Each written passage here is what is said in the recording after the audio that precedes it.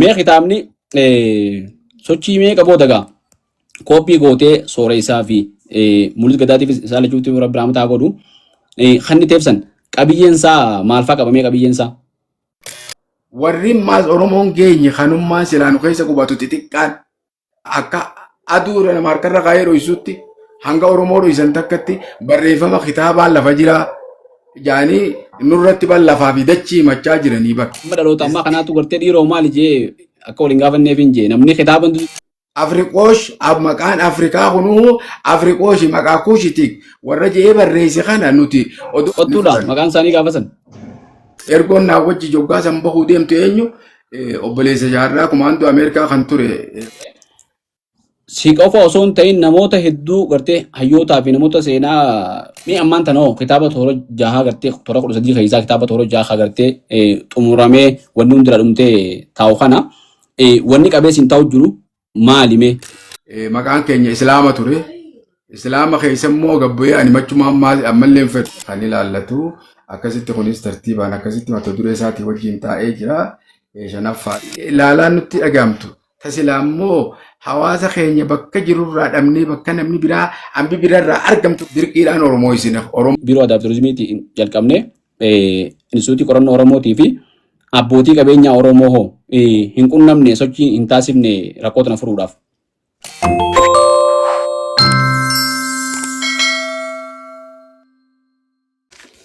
Kabajamtuu daawwattoota keenya akkam jirtan nagaa fayyaadhaa kun barkoo miidiyaadhaa barkoo miidiyaa keessanii miidiyaa keessan kana laayik sheer sabskiraayib godhaa isin jecha akkuma beekamu barkoo miidiyaan dhimmoota diinagdee siyaasaa fi hawaasummaa irratti roga seenaatis qabsaa'otaa fi hayyoota namoota galtee seenaadhaatan namoota adda addaa dhiyeessee ammaan dura gartee isin dhiyeessaa ture. Har'aan tanas akkasumatti nama gameessa tokko isin dhiyeessuu fi ammaan dura kutaa sadiitti turtii qabsaa'aa fi barreessaa Jaal Magarsaa Qilxuu waliin taasifne kutaa takkaffaa lammaffaa fi sadaffaa isin dhiyeessuun keenya ni yaadatama. Kutaa takkaffaa fi lammaffaa fi sadaffaa asumaanuu akka daawwattan asumaanii isin afeera. Kutaa takkaffaa fi lammaffaa fi sadaffaa yoo daawwattan malee kutaan afuraffaan har'aan tana haasofnu kun sirriitti isiniif hin galu. Kana jecha jalarraa kaaftanii seenaan kun walitti hidhata waan qabuuf akka kutaa takkaffaa fi lammaffaa fi sadaffaa dhageeffatanii kutaa afuraffaa kanas dhageeffatanii isin jaa nu wajjin turtii gaarii godhaa isin jecha. Ada kiyya baga kutaa afuraffaadhaan marii galtee asirratti barkoo miidiyaa irratti taasisuu jirru afeeraa ammaan tanaatis qeebaltee nu dhiyaatteen sinjaa dhiyaadhu. Assalaamu alaikum warahmatullahi wabarakatuh. Waalaikum salaam warahmatullahi wabarakatuhu. Barkoo miidiyaa baay'ee galatoomaa isiniin jaa akkasumaanillee uummata Oromoo kan nu daawwatu hundumaanuu inshaallah baga nagaa wal qunnamneen jaa. Hayyee adeeroo hedduu galatoomi. Mee har'aan tana kutaa afuraffaa keessatti dhimmoota laalloo keessaa dhimmi ijoon jalqabnuun kutaa sadaffaa keessatti waa'ee hordofa seenaa kitaabati ammaan dura barreessite kaanee tattaaffii gartee seenaa Oromoo tana seenaa qabsoo Oromoo tana waliin qabuudhaaf goote hedduu kaafnee gobeellee dagaa gaachinaatti kaasuudhaan hanga Suudaaniin biyyoota adda addaa Somaaliyaadhaan Jibuutiidhaan biyya hedduu keessatti walitti qabaa turte seenaan tun galmeelee seenaa adda addaa kasii jalaa gubate illee jira hedduu wajjin kaafne san keessa kitaabban ammaan tana akka kitaabatti tolchitee gabaarra oodhaaf maxxansitees tokko ni jira. Sanboota kitaabban hedduun kan maxxanfamuudhaaf humna itti dhabdee taa'u jirtu akka jiru nu himaa turte jira dhaabne achirratti fufna. Mee akka ka'umsaaf nu ta'uuf viidiyoo kana daawwattoonni keenya haalaalanii viidiyoo tokko harkitiin ture. Namni jaldiin afuraffaadhaa hordofa seenaa gabrummaa fi fincila jedha. Gabrummaa fi fincila waggaa jukunooti.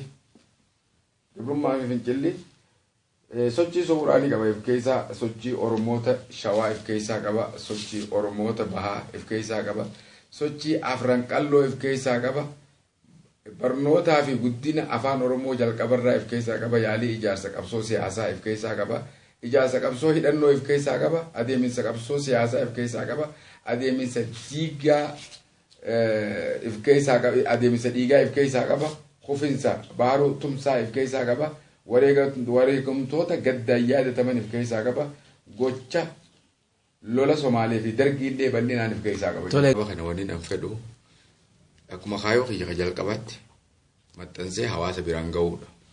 Wanni guddaan hawaasa Oromoo biraan gahuudha. Dandamee dhaloonni silaa irratti hirmaatee afaanota adda addaatti walii wajjin jijjiiree dandeettii akkasii qabaanne addunyaan dubbiftees fedhiitii jira. Kun immoo hawaasa biratti waan laaftuudha. Ayyee.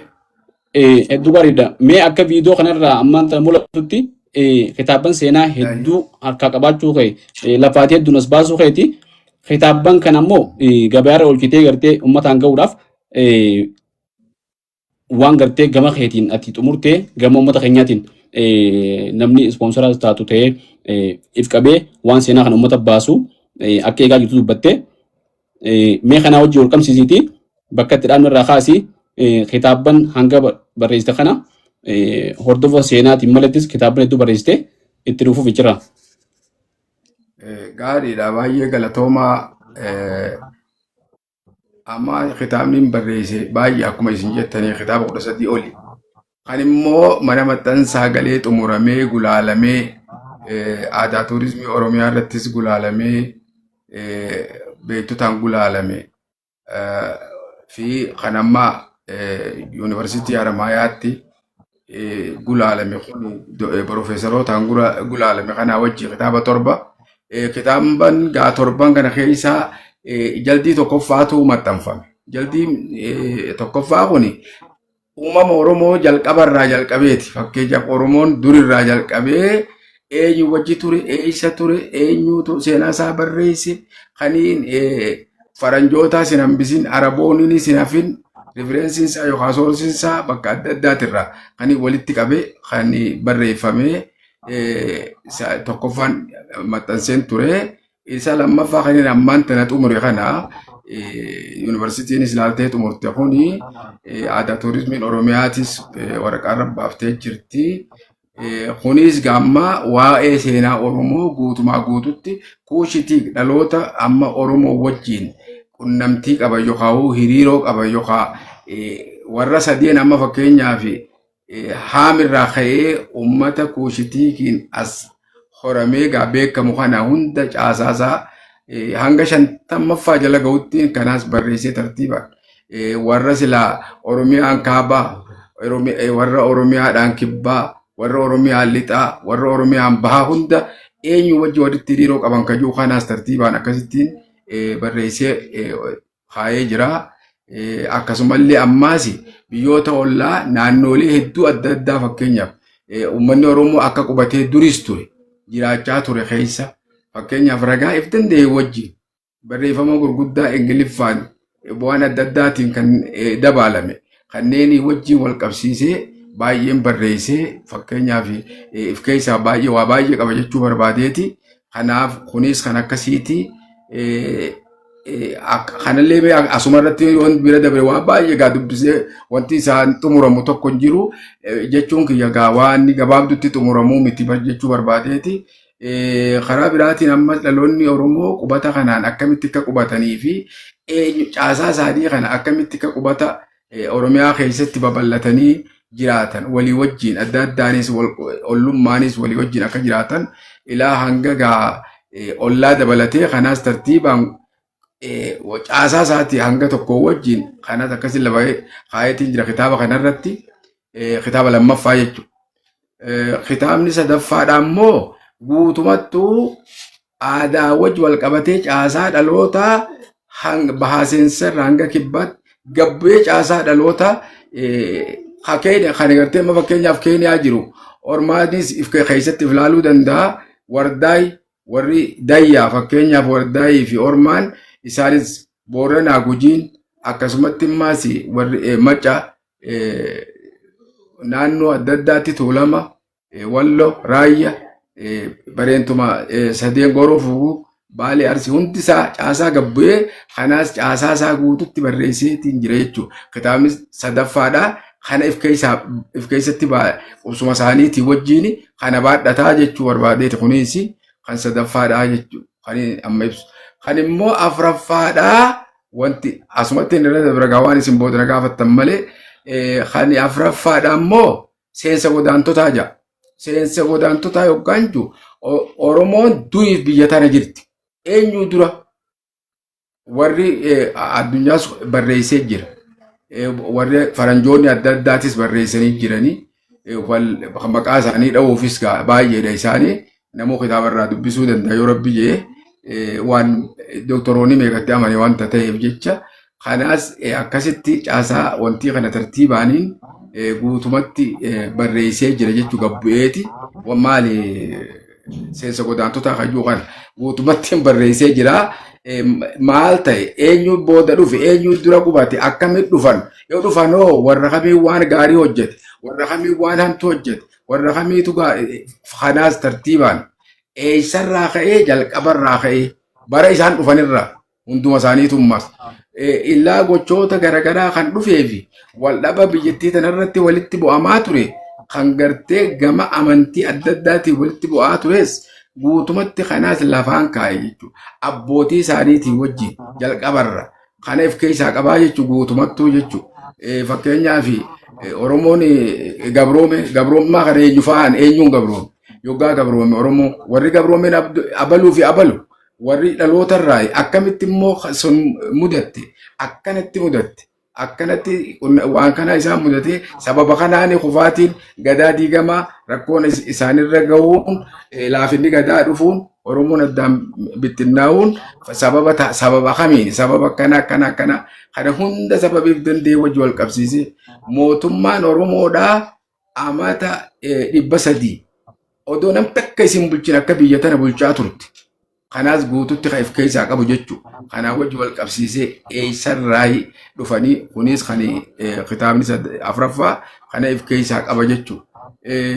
Kitaabni shanaffaadhaatis waa'ee fincilaati. Fakkeenyaaf gaafa fincila maayii kan gartee jijjiirama Haile Sillaasee wajji wal qabatee isas duraas sochii jiru wal qabatee fakkeenyaaf amma sochii baalee sochii afran qalloo wajji wal qabsiisee Maccaatuu Lamaa wantoonni adda addaa eega san booda dabree ammaas jijjiirama fakkeenyaaf qofaatti Haile Sillaasee wajji wal qabsiisee jaarmayoota adda addaa kan biyyattii tanarratti ijaarame akkamitti akka ijaaramaa dhufee fi eenyuun akka ijaarame garamitti akka ijaarame maaliif akka ijaaraman akkamitti akka soso'aa turan kanaas akkamitti maayii irratti cabuu danda'an akkamitti maayii irra bittinnaa'uu danda'an akkamitti gara ammallee fakkeenyaaf sanees tartiibaan qabsiisee wal qabsiisee eegas ammaas gabbu'ee gabaabumatti waa'ee ammaas sochii afran qalloo wajjin wal qabsiisee sochii baaleetii wajjin wal qabsiisee eega sochiin kun walitti dhufeenya kanarraa kan ka'e sochiin sun eenyu dhale dhaaba bilisummaa Oromoo akkamitti akka dhaluu danda'e jechuudha. Saniis gaa akkasi tartiibaaniin kanaas kitaaba guutuu akkasi tartiibaan barreessee jira jechuudha. Kitaaban kan akka waliigalaatti hoggaan dubbadhu fakkeenyaaf amma kitaabni kun tokkichaan isaa fuula 400 fi 450 waan kaniif keessaa qabaa jechuudha isaa kitaaban kun. Kitaabni immoo jaaffaadhaa waa'ee qabsooti. Jaaffaa fi torbaffaan waa'uma qabsooti. Waa'ee qabsoo irratti jechuudha. Kan ammaan tana jaallan harka jiru jechuudha. Tokkoffaaf lammaffaa irratti jennee waa'ee qabsoo kanneen barreesse qabaa. Fuula 600 jechuudha wanni ammaan tana barreessee ijoolleen teenya warri barate haa gulaalanii jeetti kennee fakkeenyaaf ammaan tana gaa isaan harkaa qaban jechuudha. Fakkeenyaaf Abduu Jabbaaree Haamid Faarraa tokko jechuun barbaadeeti. Kanaafuu bifa saniini kitaaba kana waan kana barreessee jira jechuudha. Kun dagaamma kun waan xumuramee haa gulaalamee kitaaba ta'ee taa'u jechuudha. Akkanumatti ol fuudhee yoon isin garsiise kun amma gaa ijumaanuu laaluu fi kitaabni kun kitaaba tokkoffaa maxxanfamee kan biyyattii tana keessaa fi biyyoota alaa Eeshiyaa Afrikaa fi Awurooppaa bakka adda addaa kitaabni kun Ameerikaas gahee jira jechuudha. Kitaabni kun faca'ee bubbu'ee tigaa bulchiinsa dirree dhawaatiin maxxanfamee haa galatoomu Asas Ziyaadii isaatu firii kuma takka maxxanse kitaaba sana akkasitti bakka hundaan geenye kunilleen bifa kanaan akkasitti ilaaluun ni danda'ama. Kun immoo isa lammaffaati kitaabni kun kitaaba lammaffaa kanaas tartiiba kanaan kunis kan qophaa'e jechuun mana maxxansaatti maxxanfamee tartiibaan firiin tokko taa'a jechuudha. Firiin silaa baay'ifamuu qabu jechuudha. Kanaaf kunis kan xumuramee doktorota hundaan laalamee jechuudha. Kunsanii akkasumatti ammaas kan sadaffaa kanneen isiniin jee reefu ja'usan facaasaa fakkeenyaaf dhaloota guutumattiif keessaa qabajee ani maqaa dheekun kunoo kana. Kunis akkasitti xumuramee jalbii ta'ee akkasitti taa'a. Kun dooyaa ja'amee ilaala asirratti.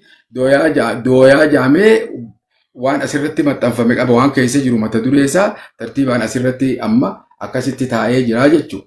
Kunis barreeffamee xumuramee jechuudha. Kanaaf kunis akkasitti kan sadaffaati jechuudha. Seensa godaantotaa kajuus kunoo kana. Seensa godaantotaa kajuu kunoo kana kun seensa godaantotaati. Tartiibaanii taa'aa jechuudha. Kun akkasitti kunoo maxxanfamee mana maxxansaatti firiin tokkichaan taa'utti jira jechuudha. Akkasumatti ammaas kunoo dooyaa ja'ama asirratti dooyaa ja'amee fakkeenyaaf dooyaa kana jalatti wantoonni barreeffame taa'u jira jechuudha. Tartiibaan mata dureen tokko tokko gubbaa irratti wantoonni mul'atu barreeffamaan taa'ee jira. Kanaafuu kunis kan afuraffaa jechuudha. Kitaaba afuraffaati jechuudha. Kunis kan akkasitti taa'ee kan shanaffaadha waa'ee fincilaa kan ilaallatu jechuudha. Kunis waa'ee fincilaa bifa kanaanii kan ilaallatu akkasitti kunis tartiibaan akkasitti mata duree isaatii wajjin taa'ee jira. Shanaffaadha. Kun immoo dooyaa ja'amee tartiibaan wanti gubbaarra jiru akkasitti barreeffamee jira jechuudha. Kanaaf kunis kana shanaffaati. Jahaffaa fi torbaffaan bifa kanaani qindaawee kunis guututti waa'ee wannidha footoo wanni qabsaa'otaa wajjin wal qabatee guutumatti footoon qabsaa'otaatis guututti irra jirti waan ta'eef tartiiba kanaan kunis qabsaa'otaa wajjin akkasii qophaa'ee ta'a. Tartiiba baay'eedhaan qabsaa'onni baay'inaan irra jira. Bifa kanaan footoolee fi wantoonni adda addaa gubbaarra jiranii kanaan qophaa'ee kunis akkasitti jira. Kanaas kan fuula 600 qophaa'ee jechuudha. Ifa hanga vooliyuum 2tti. Kanaafuu kunis kan bifa lammaffaatiin qophaa'ee kan taa'u jechuu inshaallah yoo rabbi jee bifa kanaan kanaas sirreessinee akkasitti taa'aa jechuu yoo rabbi kunis kanaaf akkasitti kanaas yoo rabbi jee hanga torbaffaatti kitaabni kun akkasitti taa'ee jira jechuudha. Kan 8ffaatu yoo jeenii waan mul'atu ta'a. Bifa kanaan akkasitti qindeessinee akkasitti jirraa waa barreessuu irratti. Kanaafuu jaallan dhugaadha. Seenaa kana waan itti nu kaasee jira gabaabdumattuu jalqaba nuti qabsoo kanatti yeroo hirmaannu qabsoo bilisummaa Oromootti yeroo hirmaannu ijoollummaa keenyaan uumaa itti nama jibbaadhaan ka'e jibbaan dirqamatti nu kaaftee turte odeeffannoos qabna bifa saniin kaaneeti waan himannu wallaalle gabaabdutti nuti yeroo san keessatti uummanni yoo bira baanu kunis maqaa qaba. Maqaan keenya Islaama ture. Islaama keessa immoo gabbu'ee ani machuma ammallee fedhu waan amma gaafa san nuti himannu sana waan gandi keenya himatu warri keenya himatu sanii dasnan ja'u waan ta'eef maqaa Islaamaa kana qottuudha maqaan isaanii gaafa san. Eegaati jette annumaan jaa gaara koon qabu maqaa Islaamaa. Seenaadha waan ta'eef seenaa waan ta'eef yoo amma dhaloota ammaa kanaatu gartee dhiiroo maali jee akka waliin gaafanneef hin jee namni kitaaba hin dubbisne namni kitaaba dur hin dubbisne man beeku waan kana. Wallahi duraan Islaama maqaan keenya ati maali yoo nuun jaan Islaama jenne Islaama keessa maali jenne qottuudha Islaama keessa maali gabare Islaama keessa warra abaluuti wanti sanii ala jiru hin jiru jechuudha wanni nuti himan. Kiristaanaatis gugaafatan kanama himata. Lakki Amaara kaa Islaama Amaara malee hin jiru bar. Namni ka jiru Islaamaa fi Amaara dhalaan teenyaas yoggaa dhaadattu yoo namaa wajji wal dhabde wal dhabbiin siinaa fi abalu Amaara Islaama jetti malee arra Oromoo jenne kanaa miti dubbiin bakka san hin jirtu gaafa san akkasitti jiraachuu turre Somaalee fi hin jetti eenyu isi yoo nuun jaa waan jennuun qabnu ni rakkanne sanumarraa kaaneeti bifa saniin osoo barnoota irra jiru rakkachaa waan turre. Egaa sooressi jaarraa abbaa gadaa achi gahee lolliinis geggeeffamee baddan yaa'ee wanni waan takka dhufee innis labsa gallakkisee dhalti tun Oromoo jedhe dirqiidhaan Oromoo isin Oromoo taanee waa qaaba sanuti. Oromoo taanee Oromummaa kana fudhanne gaa'ii. Oromoo jennee namatti himuu eegallee. Eega akkas taate uummanni kun seena qaba. Seenaan dhaloonni kun qabu akkamittiin jiraannere waan jiru mataa kiyya keessatti ijoollummaan yaa'aa turte. Sooressa irraa jaarraa abbaa gadaa irraa waa hedduu barreessaa niin barreessaa waa baay'een barreesse yerootti kitaaban tokko kan seenaa isaan alarraa fides ni jira kan akka fakkeenyaaf karaa faranjicha duraan Ormaaniyaa fi Orpaaniyaa jee Oromiyaa fi Oromoota maqaa dha'ee jira. Bara 400 dura nama cimaadha namni kun nama waa'ee kanaatu gaafa Saalasillaaseen jiru jechuun bara Saalasillaasee keessa ture. Akka amantii bal'isuu biyya kana seenanitti ummata kanaa wajji wal qunnamee ummata gaarii ta'uu arkee warra Habashaatii wajji wal dhabeeti duuba Zaanzibaar deemee Zaanzibaar irraa erge duuba obboleessa isaati ummata tokkoon arkee ummata gaarii gaafa Afrikaa irra jiru ummata guddaa ummata immoo amalaa fi uumaan isaanii jarman bahaa fakkaatan jarman bahaa fakkaatanii biyyi isaanis biyya bareedduu biyya baddaa. Biyya hurreen irraan kaane biyya gaarii biyya akkasii biyya bareedduudha. Biitti sun immoo silaa Ormaaniyaa jaanii Oromoo jechuurra Oromiyaa jechuurra ummata sanillee silaa Orpaaniyaa jaaniin irra gaariidha. Waan jiru barreesse isa akkana jeeti sooressin jaarraa abbaa gadaatis himaa ibsa. Waan kana jalqabee isaanirraa barreessuun jalqabee osoo barreessu. Kitaaba kana barreessiiti walitti qaba. Dirree qabsootti jechuudha. Walitti qabaan ture osuma walitti qabaa turu gaafa kan binuun irra geessee gara biyya alaa bahuu ergoo ta'ee bahan yeroon ergoo ta'ee bahee irraa jalqabee ani waa'uma kana faana bu'ee funaanuun eegale jechuudha. Kaniin barreessee beekanaas dirree qabsoo magaazinni keenya goda waan ta'eef jecha qarree fi goda keessa waan ta'eef waa hedduun irraa waan bakka adda addaatti humna dargiitiin fuudhamaa waan tureef jecha. Maaliin godhe ala baasee eegaan anis kan bahu taate walitti qabee fuudhee baasee nama bira yoon kaayee yookaan bakka buutota keenya bira yoon kaayee jee akkasitti baasee niin kaayee saniis hoggaan kaayee ambobbaa biraa kutu 88 lolaat ta'e walitti qabanii kitaaba 4 kan jilaa harkaan barreesse haa ta'u.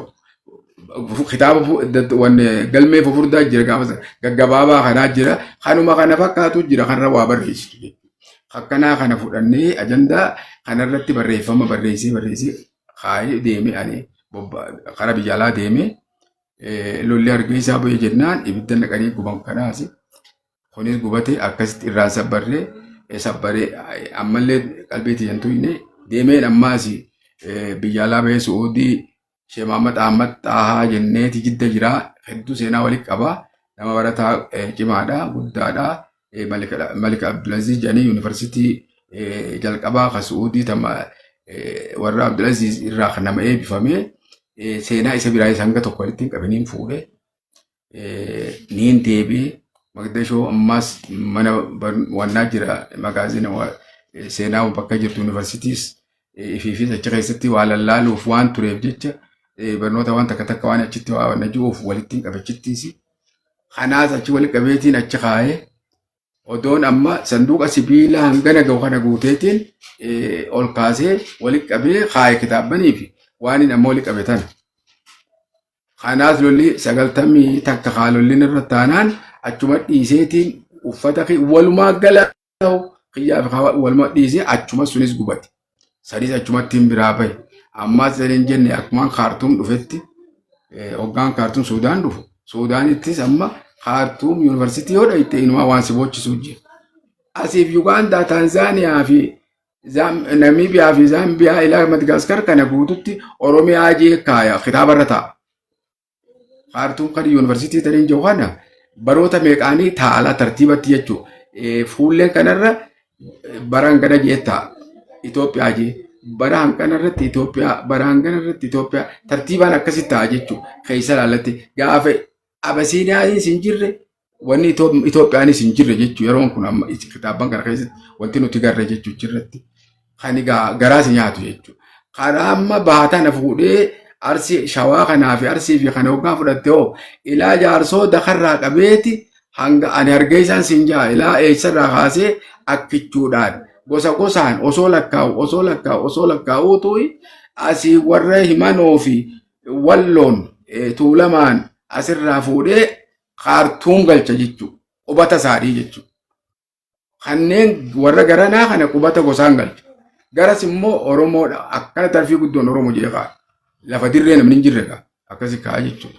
Kanaas walittiin qabee inni fuudhee walitti kooppiin godhee maallaqa hedduun kooppii godhe baasee na fayyabanii wanni paasapoortii keenya keenye akkasitti kooppii godhee saniis amma gaa haga tokko niin fuudhe biyyaaniin seene kayeetiin fuudhee hoggaan biyya seenu kitaaba kana guutuu wajji harkaan qabaachuun ture Finfinnee kaayeeti hoggaan ani maal godhee bulchiinsa Harargee irra ture achi as garagalee makiinaa kiyyaas wayyaaneen naan gubdee bulchaan funyaan biiraa Usmaa'il Xaayiris keessatti makiinaatti keessa gubatee du'ee bulchaan Jijjigaatis Iisee jedhanii inni asiidha inninis achitti makiina matii jatana keessatti gubatanii nuti hangi tokko baane amma gaa achirraa ka'eetiin ammaas ergame walitti qabeetiin amma Finfinnee dhufe Finfinnee hoggaan dhufu Finfinneetti magarsaan bahuu hin dandeessu jedhaniitiin maas akka bahuu hin dandeenye jedhanii waraqaa wanni naa facaasan waraqaa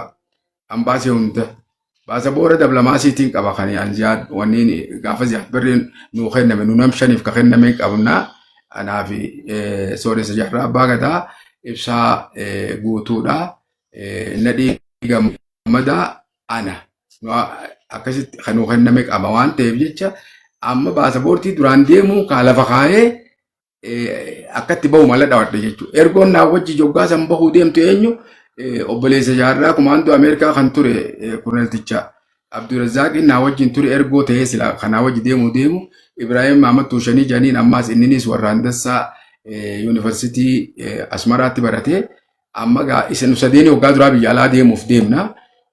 Amma hoggaa nu barbaadu eegala maaliin godhe shaanxaa kan wajjiniin walitti qabee waan seenaatanii walitti qabe tana fuudhee shaadam bakaa jennaani shaadam nama cimaa jabaa namaati gullallee fuudheetiin saanxaa lama wal keessa kaayee guddaa fi xiqqaa wal keessa kaayee antiyyaa baafadhe jechuudha. Paasapoortii kana Jabuutiin na dhahe. Jabuutiin nuuf Itoophiyaan walii yoo buune macarra isaa yoo fiizaa sii kennine kana hin kenninaaf jedhanii waraqaan nu bira jirti. Yoo ammoo haati paasapoortiin kun mul'atu taate nuufi Itoophiyaan adda cinne kanaafuu jabeessi hoggaa galiillee dhayte mul'isinaan jedha. Hayyee jeetiin ijoon takka afaan Sumaalee dubbattee Khadraa jedhaniini nu wajjin warra Jijjigaatti bartireedha. Ichi jirti isii tana fuudhe maallaqaan isiinis fuudheetiin paasapoortii afaan Sumaalee malee afaan Oromootu hin beektu isiidhaan jabeessi gaafa akka silaa namnitti jabeessi jeeni amma bittiroo jedhanii amma bittiroon kunis waa qaqqara adamatti Asmaraa ture ilaa maayyee kanallee isa kanaas fudhadhee as koo jira ijoollee ta'e bira isaas fudhadhee isaan lamaan kana fudhadhee an baafadhe. Eenyuttiin dhiise magaa kitaabanii fi waan walitti qabe tana mana shee aadamittiin dhiise. Ani galiillee hoggaan dhaqu paasapoortii kiyya agarsiise kabajaadhaan baaburaan hin deemnee wuyi makiinaan fuudhanii hoteela nu buusan. Amma gaachittiin sooressa waa qunnamuuf akkaan achi dhaqee amma sooressiinis ala jira yeroo sanaa. Bifa kanaanin ammaa sanis achi dhiyee hoggaa nama qaqqabaan jabeessite. Walitti qabeeti isheenis firraallee jetti naqee sunis achitti badee yeroo lammata kayeetiin ammaas achiin amma Jabuutiirraa kaanee ammaas ergoo Jowaar Sa'iid Muftii janii isa fudhadheemma Ameerikaa duraan wajjii aana jennee isa Abdurrazzaaqis Ameerikaa saakute Ibrahim Mahamad Tuushanii barsiisummaa harkateeti Yamanitti hafe anaa fi amma Jowaar Sa'iid Muftiitu ergamne amma. Mucaa warra Ismaa'il Galmoo tokko fuuneeti barnootaaf fuudhaa isaas achi Kaartuumitti barnoota naqaa jedhanii isaas nutti hidhatanii akkasitti tiraanziit Yaman irra baanee Yamaniin kaanee Kaartuum deemne Kaartuumin irraa biyya hedduu deemne amma gaa biyyoota kana keessaa walitti qabamma seenaa. Amma seenaa ta duraa caalaa tanii amma walitti qabe tanaatu seenaa dhugaa addaati. Amma gaa seenaa tana walitti qindeesseetti walitti qabee hoggaan walitti qabu gaa biyyoota deemnu kanarraas walitti hin fide. Bakka takka walitti fideetiin kooppii tiraanziit jiddatti sooressaaf akka kennee fi taan qabadhee Jabuutii dhufe maan. Hoggaan Jabuutii dhufe falmataa gadaa dhufe. Falmataa gadaariin dubbisaan akka inni hoodha jeetiin itti kenne. Amma idduma tana adda baane inninis biyya seene anis kan addaan baane teetiyyaa tanii nani dhiise eessa boodaante shaanxaa wajjin dhiise Jabuutitti galaanaaf fuudhe jaaniiti tunis fuudhamte. Taaka alijjii sheessaati jedhanii ammallee ni jira kaayiiti warri gaafa sane. Ani Abdurrahmaan elektiriikaattiin kenne kaartikaat inni kayeeti Keeniyaa deeme Abdurrahmaan Luuccoo kenne. Abdurrahmaan Luuccoo eenyutti kennemma shee alijjii wannitti sheessaati kenne achitti galaanni fudhate saniis. Ilaa jalaanaaf ni gabaabdutti waan ajaa'iba sitti ta'u fa'i saan seenaa kana jalaanaaf. Akkasittiin amma gaa deebi'ee seenaa san hanga tokko waan ati bubuutu wanni na biratti hafeefitanii shaanxaa harka qabadhee wanta asin seenes ni jirti walitti qabadhee bifa saniiniin gaamma eegasii walitti qabuu danda'ee barreessutti eegale jechuu amma osoo akka feetee'uu taate harkumaan gaafa sanii kompiitarriinis nu biran dhufne hin jiru harkumaaniin barreessu seenee harka isa barreesseetiin akkasitti tuulee artii rabbii kana hoggaan barreessee tuulee akka wanni janii Jamal Abubakar janii naggaadee Taayiwaan yoo hawwattu taate yoon takkammaas tamaammataa jiwata janii fatiyaa janiini isaanii amma makiinaan dhufanii waan akkanaatu jira. Egaa Addisaadaa lammii Oromoo ijaaruu fi nama waa barreessaa jiru jira waa'ee gadaa irratti illee mee isaatu waan kana hubataa janii na bira dhufanii akkasii arkan jechuudha. Wanni an barreessine tuulaa tanaan agarsiisa. Achuma deebi'anii warra hanga jiranii wajji waan biraa godhuuf illee baannu akka kompiitara seentuuf goona jedhanii Foozii jariitii gurbaan tokko Arabaa Gaziiraa bakka ammaa wanni tanatti barreessa beektaa wanni duuba jechuun Salaaddiin duuba bakka fooqee mana hakimaa Salaaddiin gara duubaatti isparpaartii qaba.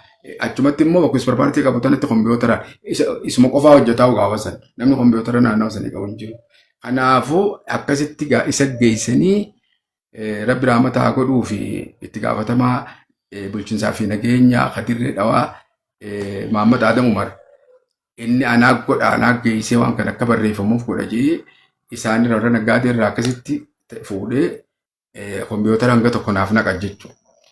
Eega sangaa odumaan itti fufuu warra amma Kaartuum jiruunis ijoolleen teeta barattoota achi erginee jira. Bakka akkanaa jira seenaa akkasii sana achirraa naa fidaa waan san naa fuudhaa fidaa jee isaanis achirraa waa naa walitti qabanii fidanii bifa saniiniin barreeffama kana ilaa hangammaatti jala deemee barreesse jechuudha. Taqabsoo gaa ifiifuu keessa jira jechuu jalqabarra. Tana waan namni waan inni gartee odeeffannoo Abdullahi abaluu fi abalurraa fudhadhu osoo hin ta'in jalqabumarraa kaaseetu waa'ee hidhannoo irratti waan inni ifi qaamaan keessa tureef jecha waanumaan beeku qofaan lafa kaayaa jechuu gabaabdutti jechuu inshaallah. Kanaaf bifa kanaaniin barreessaa ture jechuu barbaadeeti gabaabdutti. Hedduu bareedaadha. Adeemsa ajaa'ibaati sochii ajaa'ibaa gootee harka hannuu diddee hedduu gara nama nyaata. Wanni walitti qabanii gartee waggaa meeqatti laafaan hedduun kun gubatee kaan galaanaan fuudhamee kaan bakka adda addaatti bittiin ta'ee hafuun hedduu nama magaawaan seenaa kana jala deddeemuutu nama barreessuutu wanni barreessan takka guuna meelaa badde deebisanii qindeeffachuun akka namatti ulfaattu beeka. Hedduu ulfaataadha. Mee jalqabarra waan kaaftee jira waa'ee eenyummaa Oromoo irratti uummanni keenya nuti Oromoo ta'uu eenyummaa isaanii kana akka biraatti hubachaa turanii haasawaa sooressi jaarraa abbaa gadaa Rabbi rahmataa godhuu fi godhu tokko keessatti jalqaba barreen gaafa gartee uummanni Oromoo kun uummata kamii jedhu gaafatu waa'ee Oromootti himuudhaaf baallama walitti qabannee baallama san irra dhaquudhaaf laayibirarii keessatti hedduun deddeebi'ee jira kitaaba tokko sanuu gartee namitti laayibirarii hoggaan bakka tana kaayee dubbisa kitaaba san neelaaf bakka biraa keessi barbaadee ensaayikiloopidiyaa tokkorraa seenaa Oromoo akkasittiin harkadhee jedduu barbaadee jechuun waan Oromoo walitti qabee itti himuudhaaf. Wanni ati reefu haabtees gartee wanni seenaa Oromoo tun uummanni kun seenaa ni qaba garuu seenaan isaanii Arabootaa fi gartee Faranjootaan namoota adda addaatiin afaan adda addaatiin barreeffame malee afaan keenyatti hedduun jiru waan jiru hubatteeti hordofa achirraa eegalte akkana mana himtetti waan hedduu bareedaati. Mee kitaabni sochii meeqa booda gaa koppii gootee sooressaa fi mul'is gadaatiif isaa lachuutti rabbi rahmataa godhu kan inni teebsan qabiyyeen isaa maal fa'aa qabamee qabiyyeen isaa? Amma qubata Afrikaa irratti kuushitti waan jiru lafaa qaba keessaa qabaata akka Oromoon akka ilaa wanni Khartoum Gadaarifiin warra Nuubaa jaan kana eegalee wantiin gaafa Afrikaa irra qubatu abbootii gadaa qabammaas warra naannoo baara irra gadoo kana baara irraa kana ilaa hanga naannawaa Hindiitti jechuun maqaadhaan kaaya waan kana abbootii ammaas wannaan ka footoo wajji kaaya. An amma footoo san gaafa san argadhe san hanga ammaa argachuu hin dandeenye. Wantoota jiru kana guutumatti yoggaa ati ilaalte ni ajaa'ibda. Fakkeenyaaf amma wanni keessa biyyoota amma fakkeenyaaf kaaba kana keessa yoo ilaalte naannoo adda addaatti wantoota bulchiinsa gadaatiin ture abalu tadhalaa akka dhalaatti footoo wajji kaayee akka dhiiraa warra dhiiraa akka wanni maqaa wajjiin kaayee qabiyyeen isaa waa baay'ee of keessaa qabdi akka yaadadhutti wanni hedduun irraafu garuu jiraachuu danda'a waa baay'ee of keessaa qaba jechuu barbaadeet gabaabdutti. Hedduu bareedaadha. Sochii bareeda gootee sochiin teessuun ammoo lafatti hin haftu hanga fedhallee taatu. Kitaaba jalqabaa hordofa seenaa Oromoo fi Oromiyaa kajuu kana kan maxxansite gaafa Asad Ziyaad kantiibaa magaalaa Diree Dhawaa ture gartee warri caayaa lammiidhaa san suqunnamee agarraan gartee nama seenaa barreessuu jira jedhanii akka maxxanfamu sii godhanii waan bareedduu dalagan seenaa keessatti. Mee ammaan tanoo kitaaba toora jaha gartee toora 13 keessaa kitaaba toora jaha gartee xumuramee wanni hundira dhumtee taa'u kana wanni qabeessi hin taa'u jiru maali mee kitaaba kana akka maxxanfamee uummata bira hin geenye? Wanti qabeenaan taa'u rakkoon tiyya takkuma.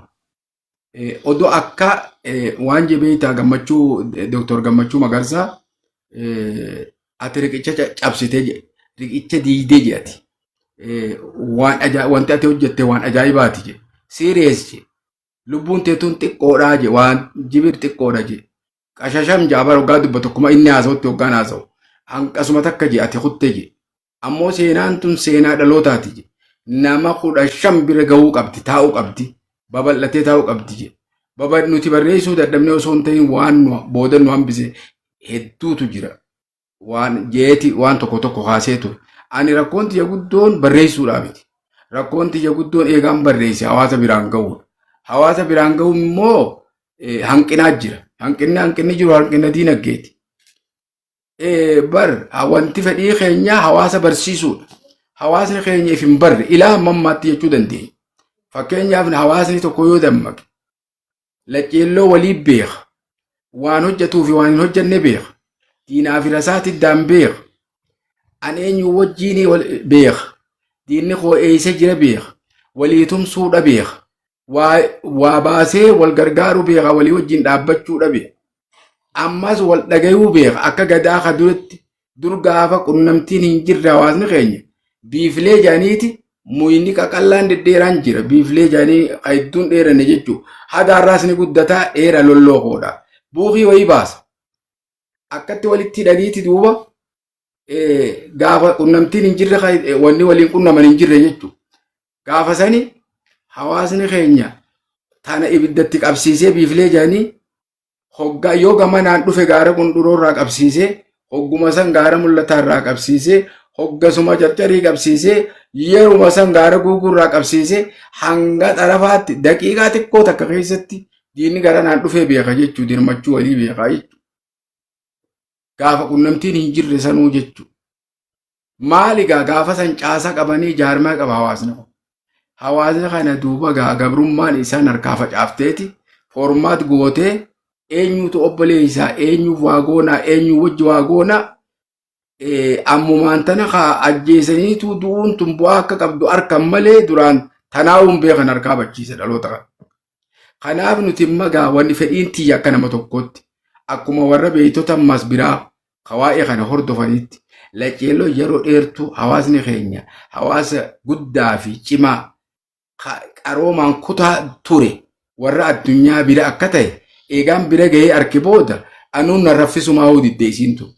Garuu isiin walitti qabne hungaa hawaasa keenya irraa barachuu qaba waan ta'eef jecha nu hanqina keenyaa fi Oromoo waan jiru fufaa harkan tayiriin harkan tayirii yoo harkan fufaa saniin garree jedhamiche barreessuun nu dhimne hawaasa biraan ga'uun hanqinatti guddaa nu qunnamee fi akamilee teenyallee nu keessa gaccacabsirraa tokko ture jechuudha. Kanaafuu yoo hawaasa bira geessilaa gaarii ture ni barsiisa jechuu barbaadeeti. Maal akka ta'an barsiisa akkaataatti walitti dirmatan barsiisa jechuudha. Barnoota waan ta'e barsiisa jechuudha. Hedduu bareedaadha. Wanni kun waggaa meeqa ammaan tana toora waggaa 10 oliiti kitaaba kana barreessitee gartee hanga ammaatti kitaabni ture. Si qofa osoo hin ta'in namoota hedduu gartee hayyootaa fi namoota seenaa beekanii fi namoota gartee waa beeku gartee seenaa uummata keessaatii fi qabatamaan qabsoo keessatti waan ta'eef kitaabban addunyaa adda addaa dubbisu hedduutu gartee ol baasuu dadhabee kan taa'u jira. Yeroo kanatti immoo dhaloonni kitaabuma gartee xiqqaa tokko kanuma akkanumatti namni gartee osoo hubannoo biraatu hin qabne barreesse eebbisuudhaaf toora gartee miliyoonaan kitaaba gurguraa bitaa jira. Kana egaa waan guddaa agarru. Yeroo kanatti kitaabni akkanaa kun ammoo deeggarsa gartee leecaloo dhabee akka ta'uun waan gartee hedduu nama dhagamu waan akka uummataatti illee cabaa nuuf cabaa maqaa keenyaa miti maqaa gaarii miti. Mee sochiin gartee danqaa leecaloo kana furuudhaaf taasifteen jiru fakkeenyaaf kitaabban adda addaa seenaadhaa aadaa fi turizimii Oromiyaatiin yeroo ispoonsora ta'ee deeggaramu hedduu agarra. Sadarkaa godinaa fi Oromiyaattii fi aanaa bakka adda addaatti. Instituutiin qorannoo Oromootis kitaabban adda addaa ispoonsora godhee yeroo maxxansu agarra. Abbootiin qabeenyaa Oromoo hedduun kitaabban gartee adda addaa yeroo ispoonsora godhanii maxxansisanii fi yeroo eebbaatis gartee hirmaatan agarra. Mee qaamni kun instituutii aadaa fi turizimii biiroo aadaa fi turizimiitii jalqabnee instituutii qorannoo Oromootii fi abbootii qabeenyaa Oromoo hoo hin qunnamne sochii hin taasifne rakkoo kana furuudhaaf. Ani waan hin taasisiru hin jiru. Aadaa turizimiis yeroo dheertu waliin jirra. Ati yeroo dheertu waliin jirra gabaabumatti. Gaafa eebbisa kitaaba tokkoffaallee warri eebbise kitaaba kiyya yeroo jalqabaa jechuun Finfinnee irratti yeroo eebbifamu.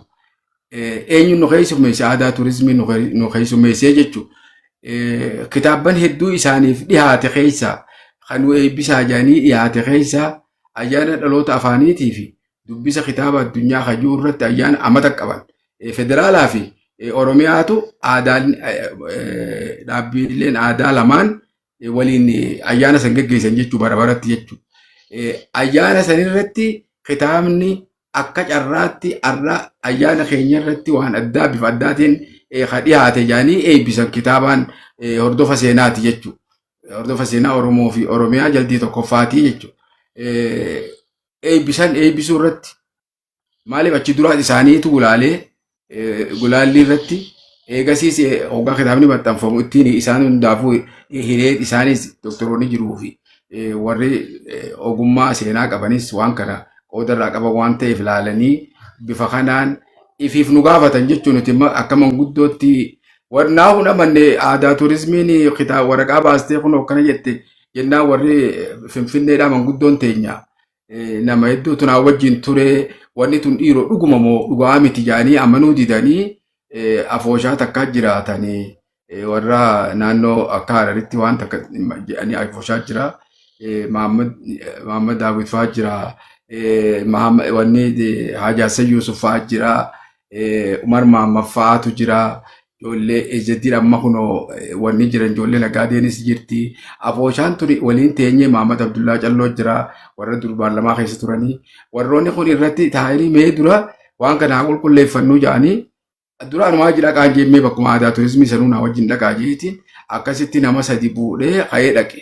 Dha'innaan kitaaba eebbisuu barbaanna kitaaba kana waraqaan teessanillee nu bira geesse nu waan magarsaan dhufee nutti mee kanallee waan seene sanumaas wajji deemnee dhaynee hubanna jennee dhufne hayyee nu fayyamaa eessatti eebbisuu feetan jennaaniin Hadaamaa galma Abbaa Gadaatii jenneen hayyee argadhaa jaan isiniif kenneen inuma waan kafalamullee nuutu kafala akkasitti eebbifachuu dandeessanii nuun jaan amma gabbachuun manguddoon dachaate gaammaas garagalte manguddoon gammachuun dachaate waggaa manguddoon deebite booda waraqaan maanta naa barreessaan jeentamta deeggarsa ta'e eebbisaa hawaasni gargaarsa takka godhu qaba fakkeenyaaf hawaasni yoo nuun goone nuti namni kitaaba kanaa wajji wal fakkaachuu qaba aadaa hidhatee waan adda addaa bifa kanaan dhalaa dheertii hirmaachuu qabanii ayyaanuma waanuma san gartee bakka san irratti jenneen amma dura kasaanii kun hin dhufnee beeku ayyaana isaanii kana amma dura maqaan dhooyne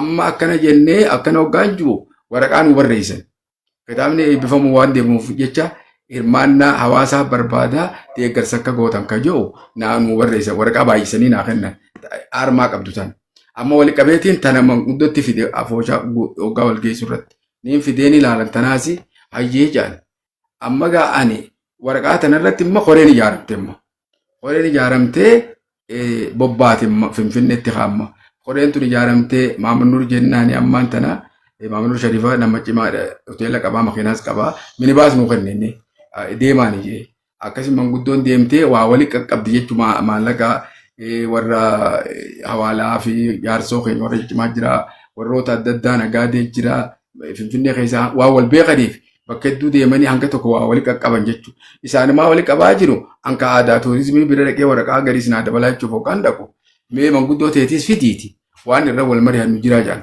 hayyee akkana jaanii hayyee manguddoo nu haasaa manguddoon akka tasaa haa maali wanni wal mari'annu haa deengadde finnee jechaatuma naa wajjin dhaqanamma hoggaa dhayinumma isintu filata janamma lakki nuti ifumaa fi hadaamaa irratti galma abbaa gadaa irratti eebbifannayu jettaniis isin hayyamnee jirra guyyaa qabadhaa isiniif beeksifna ammoo san duratti wanni isinitti himni nuti ayyaana dhaloota afaaniitii fi dubbisa kitaaba addunyaa jenneeti qabna wanni walgahii guddoo kanaaf jecha yoo achirratti isiniif dhiheessine hoo carraa kanarratti fayyadamuu fi'ee hayyee nuun jaanka achumattuu kan namni mirqaaneeti abootochi goone yoo jechuu hasaasuu eegallee boo gabbaanee dachaadha jenneekka akkasi kaanee gallee boo kana janii hayyee jenni akkasi burummaa ganamma walumaan dachaanee aboo nuti ayyaanuma keessan ka isin ifiifuu nu hayyamtan kana galatooma achumarratti eebbifannaa jenne hayyee jaanii akkasin nurraa fudhatanii sababa saniin galma walgahii sabbataa irratti eebbisanii jechuudha. Sadarkaa bareedaallee naa kennan. Amma yoo sadarkaa sanii medhiiroo dubbiin tun dhugaa warri juuyee jira tijumaafuu annatti ulfaata himuudhaaf jechuudha. Achirratti ayyaana sanirratti eebbisa kitaabaa irratti maarkii kennamtu jira jechuudha. Sadarkaa biyyatti 16ffaa irratti naaf kenname dhugaa rabbi waan ajaa'ibsiisu ta'u. Yeroo san achirratti jechuudha. Lakkoo isaaf quxurii isaatii wajji achi ta'a warri waan san madaalu jechuudha achirra taa'u. Wanni qornaa qabatanii mukaan jiran jechuu bakka isaan bifa saniin akkasitti sadarkaa bareedatti eebbifamee jechuudha. Guyyaa rabbi afaan amaaraatii fi afaan oromootiinis daraasee magarsaa qilxuu hajuu fi barreessaa seenaa magarsaa qilxuu hajuu akkasitti akka gaariitti eebbifamee ijoollees aadaatti naynee ayyaanuma isaanii sanuu fudhannee jechuudha. Makiinaadhaan ijoolleen asii tanafne makiinaa 2-3 kireessanii nutis akkasitaan kireessine ijoolleen teenya hundi makiinaa qabdu sirmaattee namni kunoo shawamee dammoo maarremee jedhanii aadaa gaafa sana achi jira achirraa akka kireeffatuu fi qabitu iddoo akkasitti arannee dhayineeni ayyaana isaanii san booreessine jechuudha. Keessattummaa ijoollee arabaa ta'an wallaggaa tan ijoolleen teenya fuute fa'aa jira adaadii tan huccuutti uwwifnee keessa gallakkifnee akkasitti kitaaba achitti ol kaatee keessa yaatee gurguraa turte. Akkasii eebbifnee jechuudha. Garuu isaan qofaa miti. Warra akka bulchiinsaatti bakka hedduu geesse. Waraqaa hedduu. Amma aadaa turizimiin yuunivarsiitii itti naan barreessin hin jirtu kitaabumammaa lammaffaa kaniin amma xumurame kana irratti yuunivarsiitii waraqaa baaftee jirti. Doktoroonni kophaa waraqaa baasanii jiran. Warri gulaale jechuun profeesaroonnis. Warri aadaa turizimiis waraqaa yuunivarsiitii biyyattii hanga tokko yoo xiqqaatte hanga 10 itti naa barreessan. Keessaa Oromiyaa keessa jirtu jechuudha. Hanga wannitti Yaabeelloo fi yuunivarsiitii madda walaabuutii takkaa nafne. Amma gaa namni biraan hin gahin hin jiru jechuu barbaadee gabaabdutti namni hedduun bira gahe. Qabaattota keenyas kaabaluu hin jenne kaballa manaa seene ni jira. Fakkeenyaaf waan kan anillee odaa irraa qabanii fudhadha. Hajee maxxansajee jira. Haga ammaatti wanti itti deeme hin jiru. Booda'ansaa jira. Anis gaa Oromoon ho'iisa jette. Ho'iisa jechuun afaan Oromoo waa hedduu wanni isin ulfaachuu ni danda'a. Ho'iisa jedhaniiti namni tokko hobxii yoo ta'e. Baranga ammaattis nuti miidiyaa dhiyeessu jirra. Mul'achaa jirru bara. Ifimaan jirru. Warri ifimaa jiru bara. Warra qabsoo irratti dhufee bara. Warri amma dhaadheessaa jiran hundi warra nuti bara qabsoo irra nu dhufe. Hundi isaanii kawal fixe illeen kawal ajjeese illeen qabsumarra nu dhufe bara. Hundi isaanii jechuudha. Galanni Rabbiiti nuti hanga ammaatti ifuu himaan jirru jechuudha. Ammaas warra gaafa san faca'ee dachee fi biyya alaa jiruu miti. Umrii teenyammaas isii keessatti finne jechuudha. Anamma qabsoo keessatti haati tiyya anam 13 wajjin dhaladhe.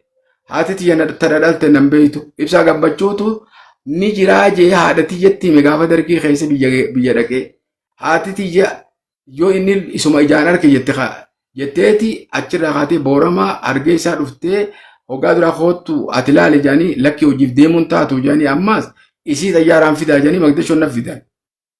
Xayyaara diddee waan samii tara keessa deemu tanan fedhu jette haati tiyya. Akkasitti makiinaan oofanii warri isii fuudhee Magdashoon na fide lubbuun jiran amma hedduutu lubbuun jira isaan warri sun ammaan tana jechuudha. Akkasitti Magdashoo dhuftee dargiin nagaa nama gaafa san gara Somaalee bahee fi gabba'e tokko yoo garte ni gatte waan ta'eef jecha guyyaa 9 bulteetti jara keenya Kajaarsoo Hasan Yuusufaa jira amma dirree waaqa jira amma lubbuun jira isaanitti fi maamata sanii kenninee isaan Magdashoo irraa nagada Jijjigaa wajji waan oofaniif jecha Jijjiga keessa achiin galchaa jenneeni itti kenninee ture. Osoo na namanin deemte ilma kiyya jette haatiti. Osoo na namanin jechuudha. Hoggaa waan ijoollummaa bakkaan taphachaa oolee fi muka waddeessaa fi bunaa fi waraabessaan uleen ari'uu fi barnoota ijoollee tamaarii wayyaroota waliin barannu kana hoggaan itti hime wayisuma ta'uun dhabdu jetti. Harka loltii bara isa ta'uun dhabuu jette. Warra isaanii keessa namni areeda buukii qaqqabu hin jiru.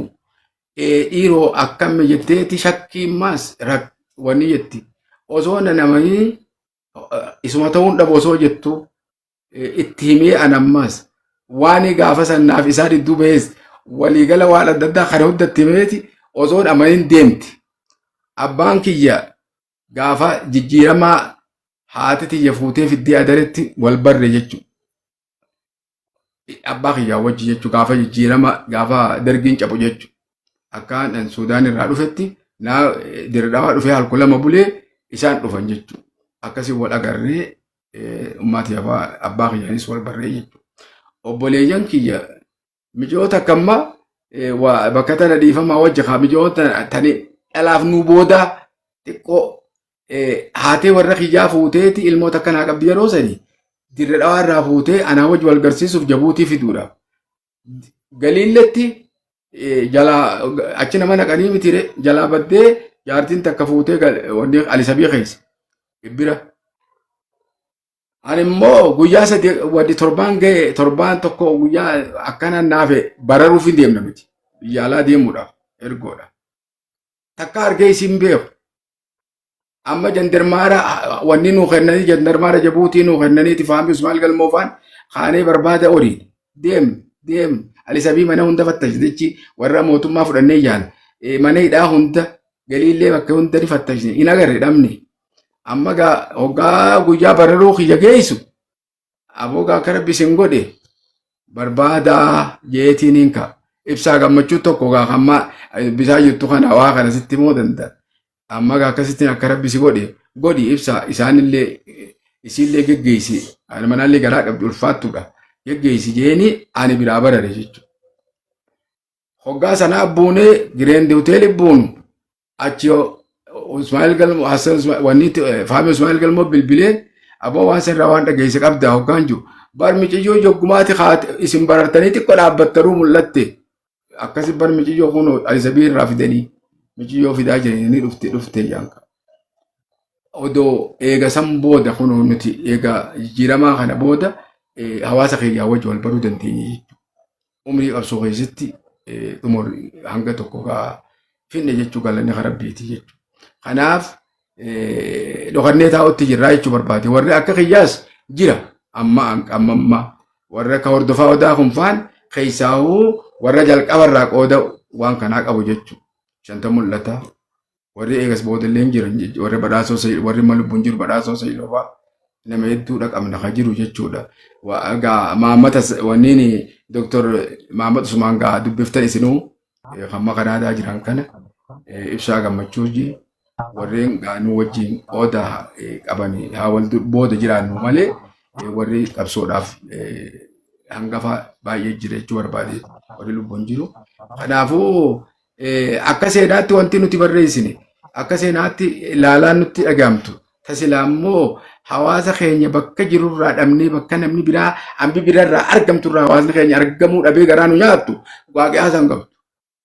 Mala hawaasni biraa bakka irraa mul'atu qaba. Akkatti wal dhagahu qaba. Akkatti walii dirmatu qaba. Akkatti wal beeku qaba. Keenya immoo ni fooyya'e malee bakka san hin geenye ammaas. Dhugaa deengad amata 10 amata 20 nuti waan himaa turre yaaboo isin Oromoodha nuti Oromoo miti Oromoodha isin. Sayyidaa Oromoon tu waan jibban turte duraanii. Waa hedduu umrii keessa dabar. Nu duulanii haga balleessaa isaan kana dhabamsiisaa tokko maabara hunda guutuu nu kaasanii nu jalaa fe'anitti qabsoo hedduu keessatti barree laccelloo sanirraa kaanee silaa seenaan tun hawaasa keenya bira geessee hawaasni kun caasaas guututti barreessin harkaa qaba. Gabbu'ee namnummaan fedhe if dubbisee yoo abbaa fakkeenyaaf achi bahee ganda biraan gayate an abalu jee ifima. Ni qoflanii bar warri amma ijoollee Wallaggaatii fi ijoolleen amma Elibaaboor Jimma bakka adda addaatu hoggaa kitaaba kana laaltee warri gariin hoggaa dubbisee dubbisaa jeeni warri bulchiinsa keessa jiru fa'a. Ati eenyuun jaani an abalu abalu keessaa hoo warra kami warra kanaati. As keessa hoo jirta hoggaa laaleeti hobla namni kun akkanuma akka waan ajaa jechuudha. Kanaafuu wanti gabbuunee barreessine jira sila hawaasa bira gahee gaariidha. Wanti ana biratti hanqate jiraatu. Baay'ee jiraachuu dandeessi. Dhuguma yoo ta'e ni jirti. Hanqinni na biraas jira. Hawaasa keenya birallee akkasumatti hanqinni jira jechuu barbaadeeti gabaabdutti. Silaa osoo laccelloo qabaatanii maal jenneeti amma jara tokkootummaa dhiyoo kana waa'ee Harargee irratti waa barreesse. Waan aadaa tan akka jiranitti waa hedduu barreessan Profeesaroonni kun. Barreessineeti namni qalbii nu cabxee kitaabni kee kun nu kaase jaan. Kitaabni kee kun haaraan nu kaaseeti akka deebinee gulaallu nu godhee jaan waan silaa barreessine san. Innaa hangas takkatti wanni rakkoon bakka tana hawaasni keenya ifubachuu dadhabuu irratti rakkoo guddootu jira. Silaa hawaasni keenya laccelloo wahii kana qabaate qaata silaa namoota barreessuu arganii silaa qaatatti bu'anii barreeffama kana kaayan. Barreeffamni kun har'aa fi miti bar har'a qofaaf osoo hin ta'in bara kuma tokko fuuldura bara hawaasa kanaaf falmaa bar barreeffamni nuti keenyu kun. Amata kuma tokko ol jechuun amata kuma 100 eenyu falma? Wallahi amata hanga ilmi namaa jiru ni falma. Nuti immoo eenyu kan referensii godhan warra amata 400 500 dura Oromoonni waggaa kuma 8 12 gaafa Afrikaa irra turte jalqabarraa Afriqoosh maqaan Afrikaa kunuu Afriqoosh maqaa kuushitik warra jee barreesse kana nuti odoo kitaabni sun jiraachuu baate referensiin godhan barreeffama keenyaa wajji. Warri maas Oromoon geenye kanummaan silaa nu keessa qubatu xixiqqaan kitaaba hoggu takka Fatulaa Bashajee hoggu takka waan biraa jee barreesseeti bar Oromoo tana guddoo ati agartu tana akka aduura nama harkarra kaayee dhoysutti hanga Oromoo dhoysan takkatti barreeffama kitaabaan lafa jiraa jaanii nurratti lafaa fi dachii machaa jiranii bar waan barreeffama harkaa qabaniif waan namni barreessee kaayeef nutis barreessinee barreeffama yoo lafaa qabaanne dhaloonni kuni boru eessaa fi eessatti qubata eessaa fi eessatti akka jiraachuu ture kitaaba kanaaf falmaaf deebii isaaniif bakka bu'ee jechuudha. Kanaaf akkasitti otoo laccelloo qabaatanii hawaasni keenya nama waa barreessuu silaa akkatti barreessu baajeta baasanii barreessisiisanii akkasii silaa hawaasa biraan ganii hawaasa fi barsiisanii jechuu barbaadeeti galatooma. Maali? Hedduu bareedaadha. Hedduu gaariidha. Wanni uummata keenya irraa eegamus eegagartee ati waan sirraa eegamu qooda sirraa eegamu hayyoonni keenya barreessanii qalamaan waan kana xumuranii namni xiqqoo qabu walitti buusee abbaan qabeenyaa akka abbaa qabeenyaatti warri mootummaa warri aadaa fi turizimii jiru warri immoo aadaa fi turizimii waraqaa qofa seeqannoo osoo hin ta'in ispoonsarallee ta'uu danda'an warri galtee instituutii qorannoo Oromoo kagartee kitaaba adda addaa ispoonsara godhanii maxxansaa jiran maxxansuu danda'an abbaan qabeenyaa tokko kitaaba kana hunda bakka takka maxxansuu danda'a hunda isaatu jechuudha abbaan qabeenyaa keenya tokko jechuudha. Kanaaf gamanumaan namni viidiyoo kana arkan kitaaba kanarratti deeggarsa godhanii kitaabni kun akka uummata bira gahu namni viidiyoo kana arges namoota gartee abbootii qabeenyaa biraanis namoota waan kaka'umsa kanaa qaban gartee aadaa fi seenaa Oromoo tana mul'isuu fedhii qabaniin haa gahu nutillee gama keenya asumaan affeeraa taasifnaaf abbootiin qabeenyaa keenya waan kana isaaniifillee seenaadha. Seenaan gartee guu seenaa tana gartee akka maxxansu akka uummata bira gahu godhan isaanis seenaa dalagan dirqama gartee qabsoo gaaraa keessatti isin wajjin gaafa isin gootu san jiraachuun qaban. Amma jirus seenaa san mul'isuunis seenaadha waan taateef jechuudha. Kanaaf yaamicha kana asumaan dabarsinaa fi namni hundinuu hirmaatee akka kitaabni kun uummata bira gahu akka goonu jaanii an akka nama dhuunfaatti miidiyaa gama barkoo miidiyaattis taatee akka dhuunfaa kiyyaattis seenaan uummata keenya akka baatu hedduun fedhaa tattaaffii hedduu godhaa turre kitaaba adda addaa illee eebbisuudhaaf sochii adda addaa godhaa turre eebbisiisaa turre waan dirqama irra jiru hundaniin baadha gamanumaanuu gartee waadaa gama kiyyaa akkaan siin seenu asumaaniin si seena waan irra feete hunda niin baadadha rabbi nu gargaaru. Kana gamanumaan yaamicha uummata keenyaa goonee bira dabarra qabxii biraatti haa dabarrume waa'een kitaaba kanaatu silaa gartee waan akka laaftuu bira kutanii miti qabxiin takka ta'anii waa'een kitaaba kanaa kaasuu barbaade akkuma reefu kaaftee dubbii keessa kaaftee warreen gartee kitaaba kana dubbisan deebii yookaan ammoo yaadni isaan si kennan fiidbaakiin maal fakkaata waan jiruun si gaafachuu fedhe gabaabsitee jechuudha. Waa'ee kitaaba amma maxxanfamuu deemu jennu kanarratti. Kitaaba maxxanfamee isaan bira ga'e hordofa seenaa kan jalqabaasan. Wanti naa kenname waa baay'ee fakkeenyaaf amma yaadni gulaalli irratti naa kenname waan baay'ee jira. Yaadni naa kenname wanti isaan hin beeknes kan eega sanboota sababa kiyyarraa kaanii yeroo takka akka aadaa turizimiitti nuu Kaartuum fi fakkeenyaaf Masrii magaalaa Oksor Seelim Bakii bakka seenaan addunyaa jirtu sanuu waliin deemnallee jennee yeroo waliin waa'ee kitaaba kiyyarraa ka'ee san hundallee waan gaafa walii waan akkasii irratti mari'annee hin deemne deemuu hin dandeenye garuu akkasitti karoorfannee jiraachuu ture.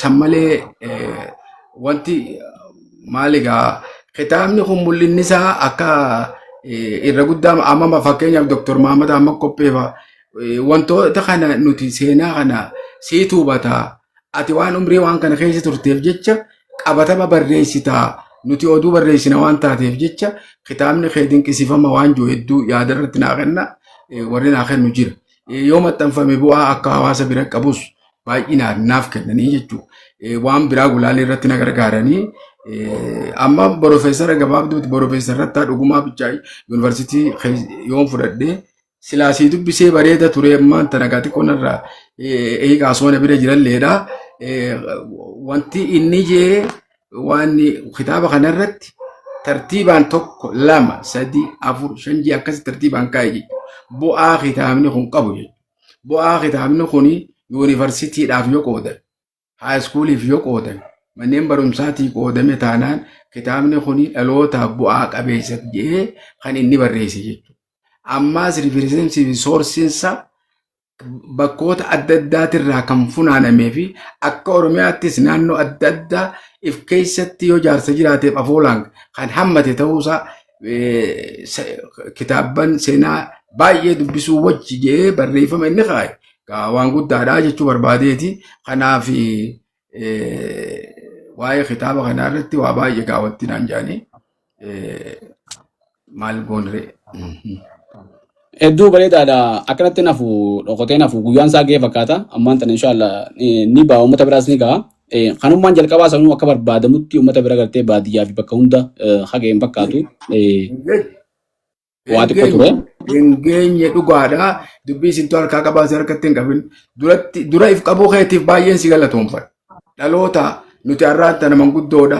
Waan dabarsinees dabarsine lubbuu teenyaas kennine warra goota baay'ees if duuba dabarsinee kute addunyaarraa dhiira namni irraan hafne hundarraa hafneeti rabbumaatu lubbuu teenyaas baraaree asiin gahee nuti yeroo dura asirratti la nuti yeroo takka ni sheenu na maaliif hafne yeroo takka immoo yaa rabbi galatoomi jenna maaliif geenyi as geenye rabbi nuun gahee arraa tana arku oromiyaaf oromoo sadarkaa addunyaatti beekamte tana oromiyaa ibbulchite tana maqummaan kunuu sadarkaa addunyaatti beekamuun biyya alaa keessa deemeetiin Oromoo ibsuudhaaf waan ajaa'ibsiistu Oromoo ibsuudhaaf